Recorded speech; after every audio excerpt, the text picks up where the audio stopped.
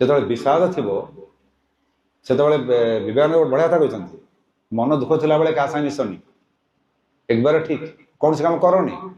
କେତେ ଉଚ୍ଚ କଥା କହିଛନ୍ତି, କୌଣସି କାମ କରନି, ଏକବାର ଠିକ। ମନରେ ବିରୋଧ ଭାବ ଅଛି, ମାଇଣ୍ଡଟାକୁ ଡାଇଭର୍ଟ କରିବାକୁ ପଡ଼ିବ। ଗୋଟେ ଲୋକ ମାଇଣ୍ଡଟାକୁ ଡାଇଭର୍ଟ କର, ତୁ ପଢ଼, ବୁଲୁ, ସବୁ କରିବ, ଯେଉଁ କାମ କରିବ ସେ ଠିକ ସେ ହବନି। କାମ ନହେଲେ ପୁଣି ବିରକ୍ତିରୁ କ୍ରୋଧ ଜାତ ହବ, ଏଇ ଜିନିଷଟା ହବନି, ବିରକ୍ତି ଆଉ ତାକୁ ଭାଙ୍ଗିଦେବା ହବ।